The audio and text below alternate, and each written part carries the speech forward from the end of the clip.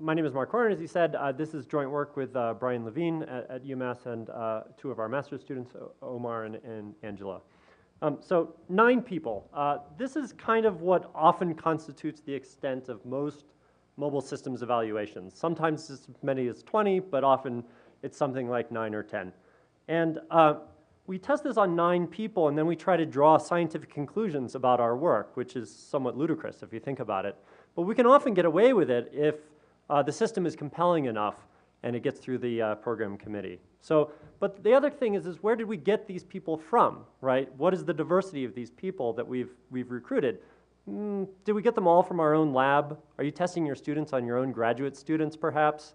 How many of those are women? How many of them are older, younger, disadvantaged households, non-technical people? And would your conclusions hold up if you actually did go out and test those things on a more diverse sample? And what we'd really like to do is scale our experiments up to really massive scale and gather data from as many people as we possibly can with lots of diversity. So we also really want to go global. We want to be able to conduct experiments in places where we're not, right? So in foreign countries, other geographies, people we haven't met. And if you work at if you work at Google or Microsoft, you can kind of do these things because you have access to devices and data and networks, but lots of people don't. And so these things aren't available to your average researcher.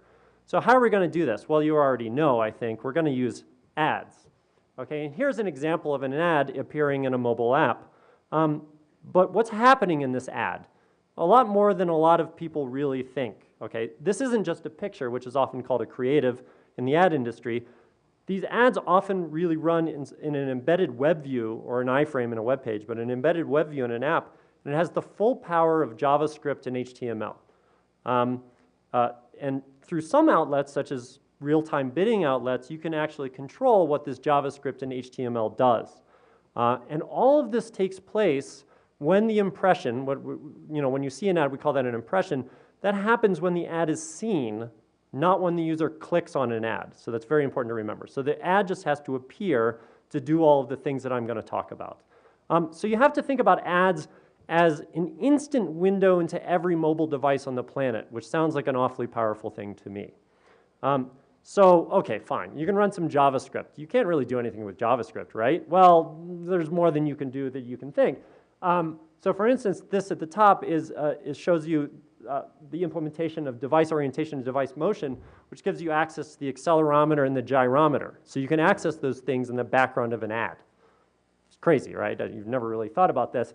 The thing at the bottom is the battery status API, so you can actually find out how full a battery is on an Android device and whether it's plugged in or not from the background of an ad. There are certain things you can't do. So you can't do things that require extra permissions. So for instance, you can't get access to the camera, so don't be too worried. But we feel like if you go and you look at all the things that you can do in JavaScript and HTML and apply some creativity and from creativity from people in the room, there's an awful lot of very interesting things that you can do. You can even get the internal IP address behind a NAT from an ad on some devices. So you can also leverage other data. You can leverage data that's passed into the ad from the advertising SDK that surrounds the app. These two apps, one is what we call a casual dating app, and one's a weather app. And these two things don't have a whole lot in common, but both of them rely very heavily on location. Both of them collect the location from the user in many cases and then share that with the advertisement. And this is a highly accurate location that's often based on GPS. So if you think about it, as a researcher, you can get access to the GPS locations of billions of devices in real time. That's very interesting. Okay, so ads are also very, very inexpensive. The smallest ads are the cheapest ones. So the 320 by 50 ads, 320 pixels by 50 pixels appear at the bottom of an app. You can buy those for about 10 cents for 1,000 ad impressions. Okay, so 10 cents for 1,000 ad impressions, that's called a CPM, cost per meal. It's the French meal, not million. So to put this in perspective, this is the Vietnamese dong, the VND. It's the least valuable currency in the world, 22,000 VND to the US dollar, and one ad impression costs 2.24 VND. So this bill up here is worth 4.5 cents, and you can buy 450 data points with it. And in fact, if you look at our paper and you total up all of the work we did and all of the data that we gathered, it only cost us $450 to gather all of the data that appears in the paper. Okay, so it's a little bit more complicated than that because how fast you can gather data and how much data you can gather depends on how much you bid in the auction. And ad auctions take place in something called a second price auction. If you ever buy anything off of eBay, that works the same way. You don't pay what you bid, you pay the second highest bid plus a little bit. That's how an ad auction works. And that's called a Vickery auction or a second price auction. So we went out and we wanted to characterize the system a little bit and try and look at this as kind of a black box and say, okay, well, how much traffic or how many devices can we reach and for what prices can we reach them, et cetera, et cetera. So we tried to gather as many unique devices in the United States as we could show an impression to. We show this on a log scale versus how much we were bidding to show 1,000 ads. Okay, and it sort of peters out. Once you reach about $3.20 per 1,000 ads, you're reaching as many devices per second as you can. So these are unique devices. We're reaching 1,000 unique devices a second at $3.20 per 1,000 ads. Now, if that bothers you a little bit, it should, because at that rate, I would have spent $280,000 a day, which I don't have, unfortunately. So you can see the details in the paper, but what we did was we sampled random IP addresses in the United States and then basically scaled that up to figure out what you could do. So at some point, if you bid too much, it doesn't really matter because you're already outbidding everybody else in the platform. And there's really plenty of ad impressions available to do experiments on. The platform that we used says that they have access to about 34 billion ad impressions a day. So it's quite a lot of scale. So we also wanted to see if we targeted geographic areas, a defined geographic area, how many devices in a geographic area could we reach? So if we wanted to do some experiment on a particular city, how fast can you find new devices and what percentage of the devices could you find? So we set up campaigns that targeted 3 cities, Amherst, Charlottesville, and New City. One of them's our city. I don't remember how, I used to live in Charlottesville. I don't know. We picked these basically at random. And we did Amherst twice to see how repeatable this was. And we bid fairly high and said we only want to show ads to people in these particular geographic areas. And we would only show every device 1 ad impression during the entire experiment. Okay, so we're only looking at unique devices. So obviously at the beginning, we're going to see a whole burst of new devices that we reach, and then it takes longer and longer to reach unique devices as we go. But you can see after 20 days, we're reaching somewhere around 3,000 devices in Amherst, and after 60 days, we're reaching about 7,000 different devices. So these are unique devices in Amherst. And this is a little hand-wavy, but if you assume that there's about 1 mobile device per person in Amherst, then you're reaching about 12% of all of the devices in Amherst after 60 days of experimentation. And that's really interesting because if you think about it, what would it take for you to go out and talk to 12% of the people who lived in an average city and gather some piece of data from them? That would be an immense undertaking. And this is something that you can set up and run on advertising-based systems in a very, very short period of time for not very much money. Okay, so we also wanted to look at what if we wanted to do longitudinal experiments. So if we wanted to get a data point from particular people over consecutive days. So there's these are sort of underlying things that you might ask about particular experiments. So here we targeted about 8,000 different devices that we had seen previously.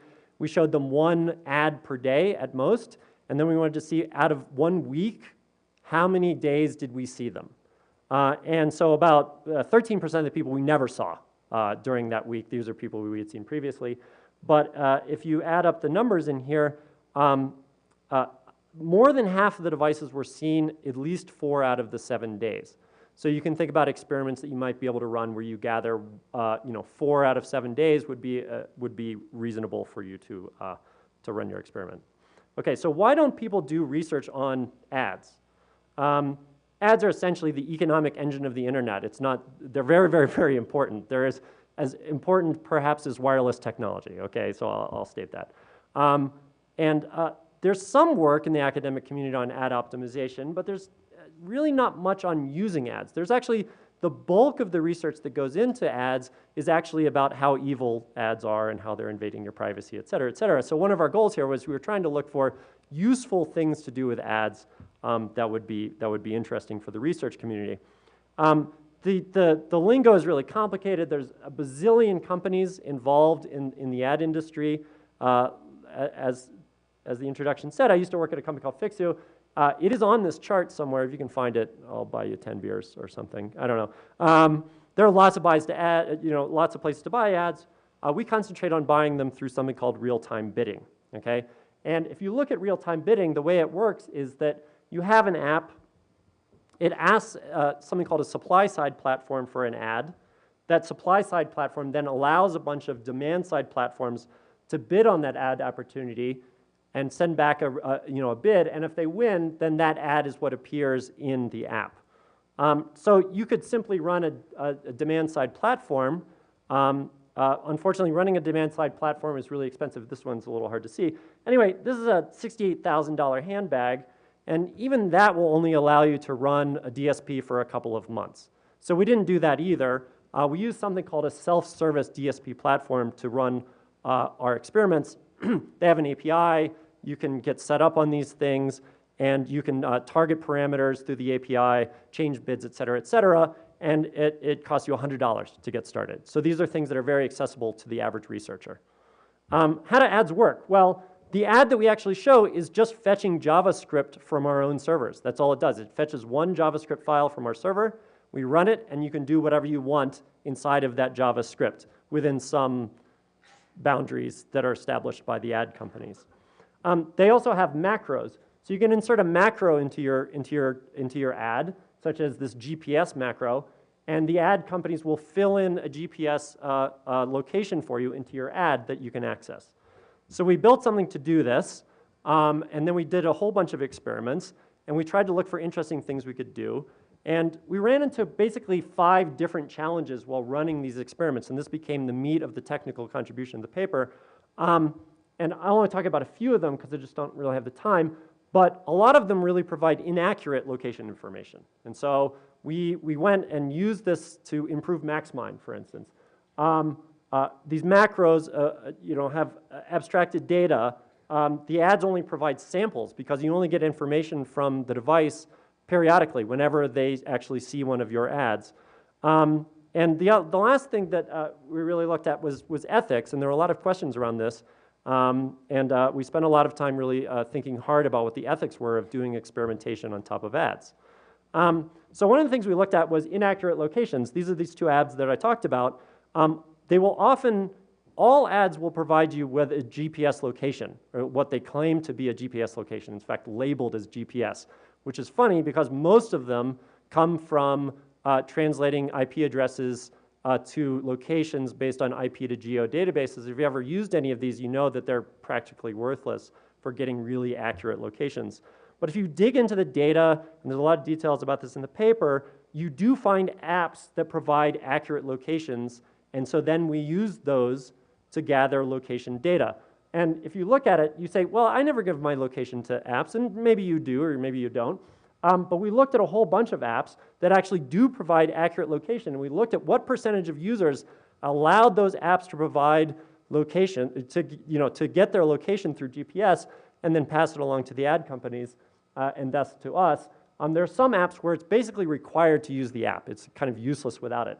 But even if you look at something like a weather app, like the Weather Channel, which asks you for your location, about 78% of all users say, yeah, sure.